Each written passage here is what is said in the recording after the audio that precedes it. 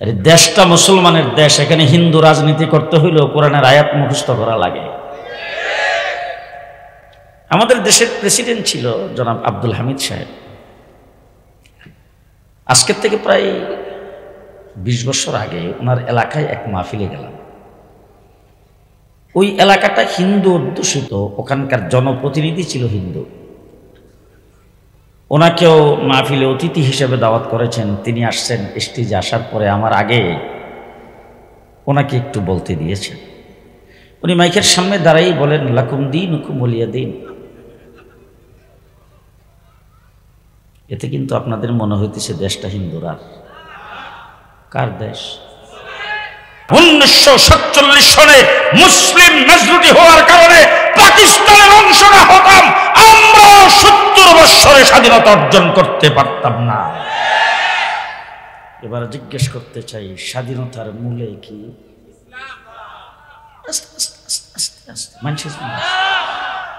ডাইনে বামে এখন যদি কেউ কথা না কয় মনে করবেন হ্যাঁ কাওয়া কাদের দলের লোক। আমাদের দেশটা যে স্বাধীন, স্বাধীনতার মূলে কি? আরো আসতে, স্বাধীনতার মূলে কি? ইসলাম। হ্যাঁ, আমার এক ডাক্তারে চিকিৎসা করতো, আমার হিন্দু ডাক্তার। বেশ কিছুদিন তার কাছ থেকে আমি চিকিৎসা নিচ্ছি। একবার আমাকে কিছু ওষুধপত্র দিলেন। ওষুধপত্র খাওয়ার পরে আমার শারীরিক অবস্থা একটু খারাপ হয়ে গেছে। আমি বাসায় শুয়ে আছি। ডাক্তার সাহেব খবর পাইয়া আমাকে দেখতে আসছে। আইসাই প্রথম আমার রুমের ভিতরে ঢুকে আমার পাশে বসে জিজ্ঞেস করতেছে, হুজুর আমি যে ওষুধপত্র আপনাকে দিয়েছিলাম এতে কি আল্লাহ রহমত করে নাই? তাই বললাম যে ওষুধ তো সেবন করছি, কিন্তু ওষুধে তো ভালো ফল পাইনি। তিনি একটা কাগজ নিয়ে কাগজের মধ্যে আরো 3টে ওষুধ লিখলেন। লিখে বললেন যে হুজুর এই ওষুধগুলি আমি লিখে দিলাম, ইনশাল্লাহ এই ওষুধগুলি আপনি খাইলে আল্লাহর রহমতে ভালো হয়ে যাবেন। এই শব্দগুলি হিন্দুদের শব্দ। হ্যাঁ, আমি তাকে জিজ্ঞেস করলাম যে ডাক্তার সাহেব বুঝতেই পারলাম না, আপনি হলেন সনাতন ধর্মের মানুষ, আপনি যে কথাবার্তা আমার সঙ্গে এতক্ষণ বললেন এতে তো মুসলমানদের পরিভাষাগুলো, মুসলমানদের শব্দগুলো আপনি যেভাবে ব্যবহার করেছেন এতে তো আমার মনে হচ্ছে তলে তলে আবার। ডাক্তার সাহেব আমার দিকে তাকায়, না হুজুর আসলে মুসলিম অধ্যুষিত দেশ, মেজরিটি মুসলমানের দেশ, এখানে আমরা বসবাস করতে করতে মুসলমানদের শব্দগুলি অটোমেটিক আমাদের মুখ থেকে বের হয়ে যায়। এর দ্বারা কি মনে হইতেছে দেশটা যে নিখুঁত ধর্মপ্রাণ মুসলমানের দেশ বাংলাদেশ। সারা বিশ্বব্যাপী তাবলিগ জামাত, এটা কি শুধু বাংলাদেশের? পৃথিবীর বিভিন্ন দেশে নাই? আজকে আমেরিকাতে যায় দেখেন, কানাডায় যায় দেখেন, ইউরোপে যায় দেখেন, তাবলিগ জামাত গোটা পৃথিবীতে এমন জাল বিস্তার করেছেন, আমেরিকা রিপোর্ট দিতে বাধ্য হয়েছে 33 কোটি মানুষ তাবলিগের দাওয়াতে ইসলাম কবুল করেছে। বিশ্বব্যাপী তাবলিগ জামাতের বিশ্ব ইজতেমাটা কোথায় হয়? কেন পাকিস্তানে জায়গা নেই, ইন্ডিয়াতে জায়গা নেই, সৌদি আরবে জায়গা নেই, মালয়েশিয়াতে জায়গা নেই, এটা বাংলাদেশে কেন? বাংলাদেশের মানুষ ধর্মপ্রাণ, এদেশের মানুষ ধর্মের প্রতি, আলেম ওলামায়ে কেরামের প্রতি মানুষের যে আগ্রহ, মানুষের যে ভালোবাসা, মানুষের যে শ্রদ্ধা, এইটা দেখে বিশ্ব তাবলিগের মুরব্বীরা একত্রিত হয়ে পরামর্শ করে নির্ধারণ করেছেন বাংলাদেশে হবে বিশ্ব ইজতেমা। এর দ্বারা কি বোঝা গেল? দেশটা কার দেশ? মাঝখানে দেখেন কিছু লোক বসা আছে, চুপচাপ কথা বলবেন, এরা জানি কোন দলের, আল্লাহ জানে। দেশটা মুসলমানের দেশ। কার দেশ? মুসলমানের দেশ। খুব ভালো করে আমি আগেই বলছি যে ওয়াজ করার জন্য তো বড় বড় ওয়াজের জাহাজ আপনাদের সামনে আসবে। আমি কয়েকটা কথা বলবো আপনাদের সামনে। ভারত উপমহাদেশ ছিলাম আমরা একবার, ভারত পাকিস্তান বাংলাদেশ পুরাটা মিল্লা, যে 800 বছর পর্যন্ত এই দেশ মুসলমান শাসন করেছে। শাসন ক্ষমতায় এমন ব্যক্তিও গেছে যার জীবনে কোনোদিন আসরের সুন্নত কাজা হয়নি। খাজা কুতুবউদ্দিন কাকি রহমতুল্লাহ আলাইহি ইন্তেকালের সময় ওসিয়ত করেছেন, আমার জানাজা এমন ব্যক্তি পড়াবে যেই ব্যক্তি 4টা বৈশিষ্ট্য আছে। 1 নম্বর হলো জীবনে কোনোদিন 5 ওয়াক্ত নামাজের তাকবীরে উলা ছুটে নাই। 2 নম্বর আসরের সুন্নত কোনোদিন কাজা হয় নাই। 3 নম্বর তাহাজ্জুদ জীবনে কোনোদিন ছুটে নাই। 4 নম্বর তার চোখে বেগানা নারীর কোনো চেহারা কোনোদিন দেখে নাই। সত্যগুলি খুব সহজ তো। খাদেম যখন লাশ প্রস্তুত করে জানাজার মাটি নিয়ে রাখছেন, রাইখা তারপরে এলান করেছেন হুজুর ইন্তেকালের আগে 4টা শর্ত বলেছেন, 4 শর্ত যার ভিতরে পাওয়া যাবে সেই ব্যক্তি জানাজা পড়াবে। হাজার হাজার উলামায়ে কেরাম, মুহাদ্দিস, মুফতি, পীর, অবাক নাই, সব মাতানিসের দিকে দিয়ে কেউ সামনে বাড়ে না। হঠাৎ দেখা গেল মাতানিসের দিকে দিয়ে একজন ব্যক্তি সামনের দিকে যাচ্ছেন, যাইয়া যখন চেহারা উঠাইছেন তখন সকলেই তাকে দেখে ভারতের তখনকার সময়ের বাদশাহ সুলতান আলতামাশ রহমতুল্লাহি আলাইহি। তিনি সামনে দাঁড়ায় বললেন, এই বুড়া ইন্তেকালের সময় আমাকে প্রকাশ করে দিয়ে গেল। আমি বালেগ হওয়ার পরে আজ পর্যন্ত কোনো নারীর চেহারা দেখিনি। আমার তাকবীরগুলো কোনোদিন ছুটে নাই, আসরের সুন্নত কোনোদিন কাজা হয়নি। 800 বছর মুসলমান শাসন করার পরে দেশটা দখল করেছে ইংরেজ। কে? ইংরেজ দেশ দখল করেছে। আর এই স্পেনও 800 বছর মুসলমান শাসন করার পরে ইংরেজ দখল করেছিল, কিন্তু আজও পর্যন্ত ইংরেজের হাতে আছে। আজও পর্যন্ত সেই স্পেন ইংরেজরাই দখল করে রেখেছেন। আজও পর্যন্ত স্পেনের মসজিদে কর্ডোবা এখন পর্যন্ত মিউজিয়াম বানানো আছে, মূর্তি দিয়ে সাজানো আছে। এখন পর্যন্ত মুসলমান সেখানে স্বাধীন করতে পারে নাই। কিন্তু আমার ভারতবর্ষে 250 বছর ইংরেজ চেষ্টা করেছে, মসজিদকে বোল্ডোজার দিয়ে ভেঙে দিয়েছেন, মাদ্রাসাকে উৎখাত করে দিয়েছেন, 3.5 লক্ষ আলেম উলামায়ে কেরামকে ফাঁসির কাস্টে ঝুলাইয়া, আগুনে পোড়াইয়া, পানিতে ডুবাইয়া হত্যা করেছেন। 3.5 লক্ষ কোরআনের কপি আগুন দিয়ে জ্বালিয়েছেন, কিন্তু একদিনের জন্য এই দেশ থেকে ইসলামকে বিদায় করতে পারে না। কেন পারে নাই? কি কারণ?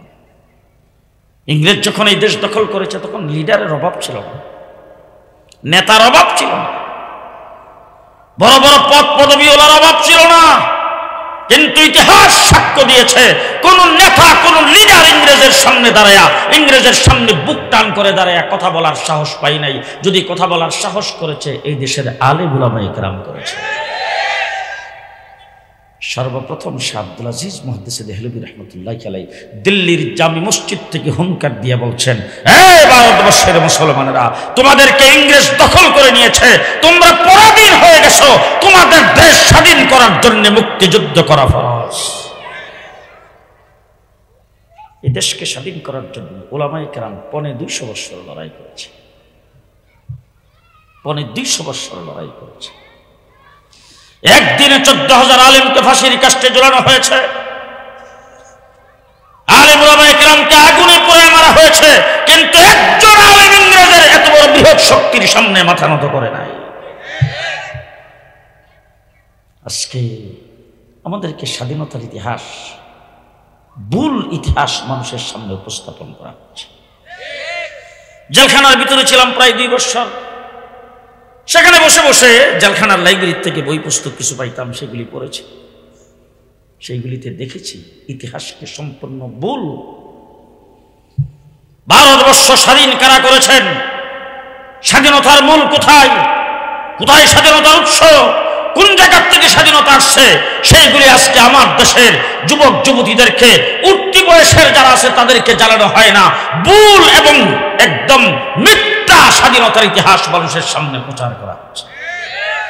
আজকে পরিষ্কার ভাষায় আপনাদের সামনে বলে যাচ্ছি, আমি আগেই বলছি, ওয়াজ করবো না, ওয়াজ অন্যরা এসে করবে। ভালো করে মনে রাখবেন, দেশের স্বাধীনতার ইতিহাস যদি রচনা করতে হয়, স্বাধীনতার ইতিহাস যদি মানুষকে জানাইতে হয়, স্বাধীনতার ইতিহাসের নামে যদি কোনো বই পুস্তক লিখতে হয়, তাইলে এই স্বাধীনতার ইতিহাসের মধ্যে আমার কাসেম নানতুবি রহমতুল্লাহি আলাইহিকে বাদ দিয়ে, আমার মাহমুদুল হাসান দেওবন্দের রেশমি রুমাল আন্দোলনকে বাদ দিয়ে, আমার হুসাইন আহমদ মাদানী 144 দ্বারা ভঙ্গ করে করাচিতে ইংরেজের 46 দ্বারা ভঙ্গ করে সেখানে বক্তব্য রেখেছিলেন। আমার হুসাইন আহমদ মাদানী লাহোরের কোর্টে দাঁড়ায়া বিচারপতির সামনে জোর গলায় বক্তব্য রেখেছিলেন। এই সমস্ত ইতিহাস বাদ দিয়ে দেশের স্বাধীনতার ইতিহাস রচনা হবে না। স্বাধীনতার ইতিহাস রচনা করতে হলে আলেমদের নাম থাকতে হবে। আমাদের এই দেশটা মুসলমানের দেশ। কার দেশ? মুসলমানের দেশ। আপনি গোটা বাংলাদেশে দেশটা যে মুসলমানের দেশ এটার নিদর্শন আছে না নেই? আছে। আপনি ঢাকা থেকে যদি চট্টগ্রাম যান, রাজশাহী যাবেন, খুলনা যাবেন, যেখানেই যান, হাইওয়ে রোডের পাশে যতগুলি সিএনজি পাম্প, পেট্রোল পাম্প, এইগুলিতে প্রত্যেকটাতে হিন্দুদের মন্দির আছে, খ্রিস্টানদের চার্চ আছে, গির্জা, মুসলমানদের নামাজের জায়গা আছে না? আপনি ঢাকা শহরের মতিঝিলে অফিস পাড়ায় যান, সেখানে যাইলে সরকারি বেসরকারি যতগুলি অফিস, প্রত্যেকটা অফিসের মধ্যেই তো খ্রিস্টানদের চার্চ আছে, মন্দির আছে, মুসলমানদের নামাজের জায়গা আছে। মানে কি পরিমাণে! আমার এক ছাত্র ওই জায়গায় ইমামতি করে, তাকে জিজ্ঞেস করলাম কি অবস্থা, বলে হুজুর জোহরের নামাজের 4 জামাত হয়। এই সমস্ত দিক দেখলে বোঝা যায় যে দেশটা বোধ হিন্দুদের। কার দেশ? মুসলমানের দেশ। আমার বাংলাদেশে ইসলামী ব্যাংক চালু করে যখন ব্যাংকিং ব্যবসায়ী তারা ভালোভাবে সামনের দিকে অগ্রসর হয়েছে, বাংলাদেশের সমস্ত ব্যাংকগুলি একটা করে ইসলামিক শাখা খুলতে বাধ্য হয়েছে। এর দ্বারা কি বোঝা যায়? যতগুলি টেলিভিশন সেন্টার একটা করে ইসলামিক প্রোগ্রাম, 5 ওয়াক্ত আযান, কোরআন তেলাওয়াত, যতগুলি পেপার পত্রিকা, প্রিন্ট মিডিয়া, চাই সে ইসলামের বিরুদ্ধে যাই লেখক না কেন, কিন্তু একটা করে ইসলামিক পাতা নাই। যতগুলি বীমা, প্রত্যেকটাতে একটা করে তাকাফুল ইসলামিক শাখা। কি বলেন, আছে না নাই? আছে। আমার বাংলাদেশে হিন্দু, বৌদ্ধ, খ্রিস্টানও রাজনীতি করে না? আমার বাংলাদেশের একজন বড় লিডার ছিলেন বাবু সুরঞ্জিত সেনগুপ্ত। লন্ডন থেকে একবার আসার সময় হিথ্রো এয়ারপোর্টে তার সঙ্গে সাক্ষাৎ হয়েছে। সে দূর থেকে দেখেই মৌলানা সাহেব, তাকে দেখি যে সুরঞ্জিত সেনগুপ্ত। একসাথে বৈশা কফি খাইলাম। কফি খাওয়ার পরে দুইজন বিমানে উঠতেছি। সে আমাকে বলতেছে, আপনার সাথে একটা লম্বা ভ্রমণ আমার হবে, লন্ডন টু ঢাকা। আপনাদের দৃষ্টিতে তো আমরা ওই দলের লোক, ফি নারি জাহান্নামা খালিদিনা ফিহা। এই আয়াতটা পড়লেন, এটা কোন জায়গার আয়াত? কোরআনের আয়াত পড়লো কেডা? হ্যাঁ, হিন্দু লোক কোরআন শরীফের আয়াত মুখস্থ কেন? আরে দেশটা মুসলমানের দেশ, এখানে হিন্দু রাজনীতি করতে হইলেও কোরআনের আয়াত মুখস্থ করা লাগে। ও আমার ভাইরা, ইংরেজ এই দেশ থেকে লাঠি ডান্ডার বাড়ি খেয়ে বিদায় নেওয়ার সিদ্ধান্ত নিলেন। ভালো করে শুনুন, আলেম ওলামায়ে কেরাম লড়াই করেছেন। 1857 খ্রিস্টাব্দে আজাদী আন্দোলনে শামিলের যুদ্ধে কাসেম নানতুবি ছিলেন প্রধান সেনাপতি। হাফেজ জামিল শহীদ শাহাদত বরণ করেছেন। তারপর থেকে 10 বছরের ভিতরে আলেম ওলামায়ে কেরামকে ফাঁসির কাস্টে ঝুলাইয়া আলেম শূন্য করে দিয়েছেন দেশ। তখন কাসেম নানুতুবি সহ যারা বেঁচে ছিলেন তারা একটা মাদ্রাসা প্রতিষ্ঠা করেছেন ইংরেজের বিরুদ্ধে আন্দোলনের সৈনিক তৈরি করার জন্যে, দেশে ইসলামকে টিকে রাখার জন্যে, কোরআনকে টিকে রাখার জন্যে, মুসলমানদের মুসলমানিত্ব টিকে রাখার জন্যে। দেশটা মুসলমানের ছিল, মুসলমানদেরই থাকতে হবে, মুসলমানের মুসলমানিত্ব থাকতে হবে, মুসলমানের সন্তানরা পরবর্তীতে মুসলমান হয়ে বেঁচে থাকতে হবে। এই সমস্ত চিন্তাধারায় দারুল উলুম দেওবন্দ মাদ্রাসা আনার গাছের নিচে কাসেম নানুতুবি প্রতিষ্ঠা করেছেন। সেই মাদ্রাসার প্রথম ছাত্র ছিলেন হযরত মাহমুদ হাসান দেওবন্দি রহমতুল্লাহি আলাইহি। তিনি সেই মাদ্রাসার থেকে কালক্রমে হয়েছেন শাইখুল আরবে ওয়াল আজম শাইখুল হিন্দ মাহমুদুল হাসান দেওবন্দি। ওই মাহমুদুল হাসান দেওবন্দি রহমতুল্লাহি আলাইহি আজীবন ইংরেজের বিরুদ্ধে সংগ্রাম করেছেন। তারই সুযোগ্য ছাত্র হযরত হুসাইন আহমদ মাদানী, তিনি ইংরেজের বিরুদ্ধে সংগ্রাম করেছেন। দেশ স্বাধীনতা যখন স্বাধীন হলো দ্বিজাতি তত্ত্বের ভিত্তিতে, একটার নাম হলো হিন্দুস্তান, আরেকটার নাম হলো পাকিস্তান। আমি জিজ্ঞেস করতে চাই, আমার দেশটা বর্তমানে বাংলাদেশ, যখন দ্বিজাতি তত্ত্বের ভিত্তিতে দেশ স্বাধীন হয়েছে, একটা হলো পাকিস্তান, আরেকটা হলো হিন্দুস্তান, আমরা কোন ভাগে ছিলাম? যারা ভিআইপি উঁচা জায়গায় বসে এরা একজনও কথা কয় না। আমরা কোন ভাগে ছিলাম? আমরা ছিলাম পাকিস্তান। ভালো করে বুঝবেন। এবার আমি আপনাদের একটা কথা জিজ্ঞেস করতে চাই, আমরা যে পাকিস্তান ছিলাম, আমাদের পার্শ্ববর্তী একটা রাজ্য আছে পশ্চিমবঙ্গ, ভারতের। আপনারা জানেন তো পশ্চিমবঙ্গের নাম শুনছেন তো? তার রাজধানী হলো কলিকাতা। কোথায়? এবার জানা থাকলে বলেন তো কলিকাতার ভাষা কি? বলেন। বাংলা। আচ্ছা, তারা জাতি কি? তাদের ভাষাও বাংলা, জাতেও বাঙালি। আমাদের ভাষা জি বাংলা, আমরা জাতে বাঙালি। ওই তসলিমা নাসরিন বলছিল এপারা বাংলা ওপারা বাংলা, বর্ডার উড়াইয়া দাও। যার বিরুদ্ধে তসলিমা নাসরিনের বিরুদ্ধে আমরা আন্দোলন করেছি, কিন্তু তারাও বাঙালি, আমরাও বাঙালি। কলিকাতার মানুষও বাংলা ভাষায় কথা বলে, আমরাও বাংলা ভাষায় কথা বলি। এবার বাকি আমার প্রশ্নের উত্তরটা আপনারা দিবেন।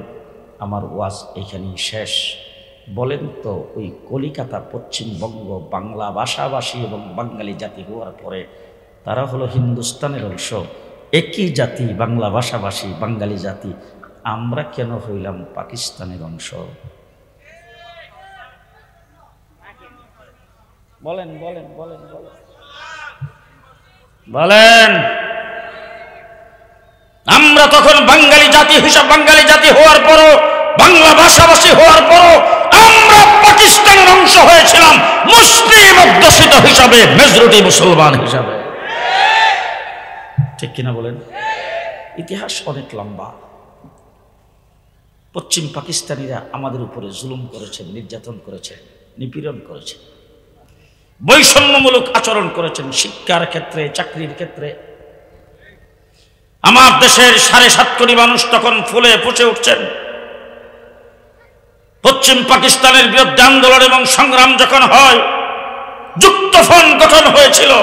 যুক্তফ্রন্টের 1 নম্বর ব্যক্তি ছিলেন আমার একজন আলেম, হযরত তানভী রহমতুল্লাহ আলাইহির শাগরিদ হযরত মাওলানা আতহার আলী রহমতুল্লাহ আলাইহি। তোমরা আজকে ইতিহাসের পাতার থেকে আমাদেরকে কিভাবে বাদ দিয়েছ? জেলখানার ভিতরে বসে যুক্তফ্রন্টের ইতিহাস পড়লাম, যেই 5 জন লোকের নেতৃত্বে যুক্তফ্রন্ট গঠন করা হয়েছিল। নামগুলি মনে রাখবেন। 1 নম্বরে মাওলানা আতহার আলী রহমতুল্লাহ আলাইহি, 2 নম্বরে হোসেন শহীদ সোহরাওয়ার্দী, 3 নম্বরে শেরে বাংলা একে ফজলুল হক, 4 নম্বরে মৌলানা ভাসানী, 5 নম্বরে নিজ দিয়া সর্বকনিষ্ঠ শেখ মুজিবুর রহমান। কিন্তু জেলখানায় বসে ইতিহাসে পড়লাম মাওলানা আতহার আলী সাহেবের নামের বংশ নেই। সুরের দল আতহার আলী সাহেবের নামটাকে সেখান থেকে বাদ দিয়েছে। এরপরে আসলো 70-এর নির্বাচন। শেখ মুজিবুর রহমান সাহেব ঘোষণা করলেন, আমার দল যদি নিরঙ্কুশ সংখ্যাগরিষ্ঠতা পায়, আমরা যদি সরকার গঠন করি, ইসলামের বিরুদ্ধে কোনো কিছুই করা হবে না। এই কথা যখন জনগণ বলছেন, বলার পরে তখন জনগণ সাড়া দিয়েছেন। শেখ মুজিবের কথা শুই না, নির্বাচনী ইশতেহার দেখা জনগণ সাড়া দিয়া তখন শিল মারছে একাধারে। নিরঙ্কুশ সংখ্যাগরিষ্ঠতা পেলেন শেখ মুজিবুর রহমান এবং তার দল। পশ্চিম পাকিস্তানিরা তার কাছে ক্ষমতা হস্তান্তর করলেন না। তারা যখন ক্ষমতাকে আঁকড়ে ধরে রাখলেন, ক্ষমতাকে কুক্ষিগত করলেন, 7.5 কোটি বাঙালি ঐক্যবদ্ধ হয়ে 9 মাস আন্দোলন সংগ্রাম করে আমরা বাংলাদেশ স্বাধীন করেছি। কয় মাস? কয় মাস? কয় মাস? এবার আপনাদেরকে একটা কথা জিজ্ঞেস করতে চাই, 9 মাস আন্দোলন আর সংগ্রাম কি জন্য করলাম? স্বাধীনতার জন্য। কেন পশ্চিম পাকিস্তানিরা আমাদের উপর আচরণ ভালো করে নাই? ঠিক না বেটি? এবার আমি আপনাদের জিজ্ঞেস করতে চাই, 70-এর নির্বাচনে যে বলছিল যে ইসলামের বিরুদ্ধে কিছুই করা হবে না, এরপরে যে স্বাধীনতা যুদ্ধ হলো, স্বাধীনতা যুদ্ধ করার জন্য যে শেখ মুজিবুর রহমান সাহেব 7ই মার্চে ভাষণ দিয়েছিলেন, সেই ভাষণটারে আজকে রাত্রে যাইয়া ইউটিউব থেকে বের করিয়া এটারে শুনবেন, বাংবেন, ফারবেন, ছিঁড়বেন, একটা একটা অক্ষর করে যাচাই করবেন। পুরা ভাষণটার ভিতরে কোথাও কি এই কথা তিনি বলছেন যে যদি যুদ্ধ করে দেশ যদি স্বাধীন করতে পারি, দেশ যদি স্বাধীন হয়, দেশটা হবে ধর্মনিরপেক্ষ? যে একটা শব্দ কোথাও আছে? স্বাধীনতার ঘোষক শহীদ প্রেসিডেন্ট জিয়াউর রহমান কালুঘাট বেতার কেন্দ্র থেকে যখন ঘোষণা দিয়েছেন, তখন তিনি বলছেন আমরা বিদ্রোহ করেছি, বাঙালি জাগো, মুক্তিযুদ্ধ করে দেশ স্বাধীন করতে হবে, দেশ যদি স্বাধীন হয় দেশটা হবে ধর্মনিরপেক্ষ বলছেন। স্বাধীনতার সর্বাধিনায়ক এম.এ.জি. উসমানী তিনি কি যুদ্ধ করার সময় বলছেন যদি দেশ স্বাধীন করতে পারি দেশটা হবে ধর্মনিরপেক্ষ? জি, ভালো করে বুঝেন, ভালো করে বুঝেন। কিন্তু দেশ স্বাধীন হলো, যুদ্ধ করছি কয় মাস? জি, 9 মাস যুদ্ধ করে দেশ স্বাধীন করলাম। এবার আমি আপনাদের জিজ্ঞেস করতে চাই, আপনারা কি জানেন কাশ্মীর একটা অঙ্গরাজ্য ভারতের?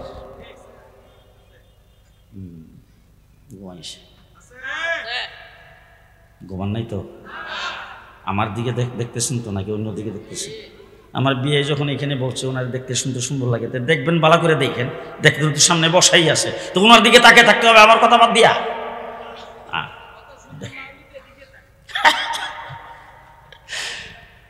কথা শোনেন, শুনতেছেন তো?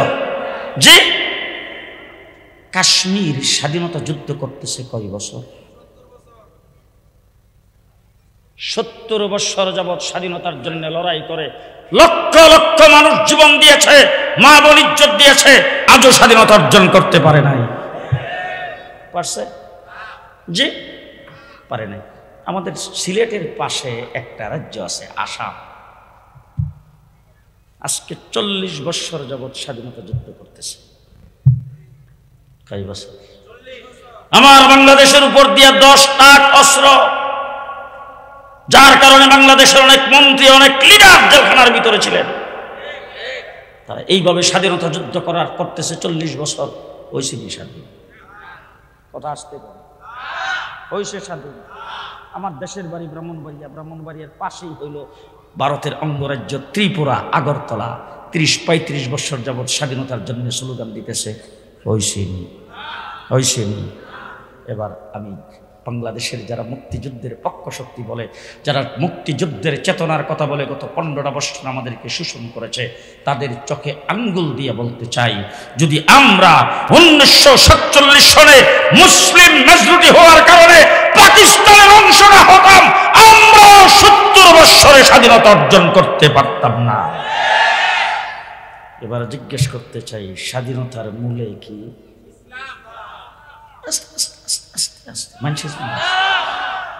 ডাইনি বামে এখন যদি কেউ কথা না কয় মনে করবেন হ্যাঁ কাওয়া কাদের দলের লোক।